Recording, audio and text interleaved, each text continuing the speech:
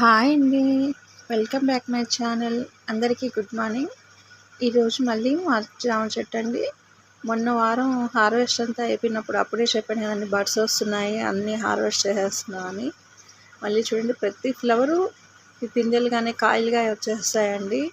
ఎన్ని కాయలు వస్తాయో అందుకే మేము ఎక్కువ అంటాం, పిట్ట కొంచెం పూత గను అని ఈ చెట్టును చూసే అనేది మేము ఎక్కువ. ఇలాంటి చెట్టు అసలు నేను ఇప్పటికి చూడలేదండి. చాలా చిన్న చెట్టైనా ప్రతిసారి హార్వెస్ట్ అయిన వెంటనే మళ్ళీ వారానికే వచ్చేస్తాయండి ఫ్లవర్స్ కానీ. ఇలాగే మా గ్రేప్స్ చెట్టు అయితే అసలు రాదేమో అని వేసాం మామూలుగా. అవైతే చాలా బ్రాంచెస్గా భలే వస్తాయండి. అప్పటికి పిల్లలన్నీ తెంపేస్తూ ఉంటారు.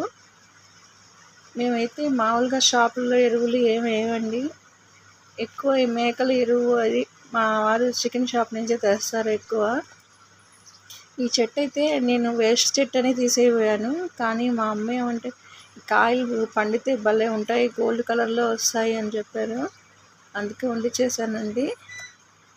ఇవైతే నాకైతే తెలియదు. ఈ మల్లెపూలు అయితే విపరీతంగా వస్తాయండి ఎండల్లో. మల్లెపూలు, కనకాంబరాలు, ప్లస్ ఏమంటే ఈ నాటు గులాబీలు కానీ అండి, ఇవి కట్ చేస్తూ ఉంటే వస్తూనే ఉంటాయి. ఈ ఎండల్లో కానీ ఇంత బాగా వాడకుండా ఫ్రెష్గా ఉన్నాయంటే దీనికి మేకల ఎరువు, ఇవి వరి పట్టు చాలా బాగా పనిచేస్తుందండి. ఈ ఎండల్లో అదే బాగా ప్రొటెక్షన్. ఈ మిర్చి అయితే పండుగకి వదిలేసాము. ఈ రోసెస్ అయితే సూపర్గా వస్తూనే ఉంటాయండి, కట్ చేస్తూ ఉండాలి.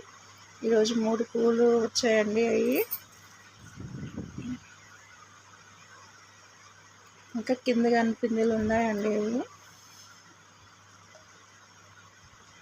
బాయ్ అండి. మా వీడియో నచ్చితే లైక్ చేయండి, షేర్ చేయండి, సబ్స్క్రైబ్ చేసుకోండి.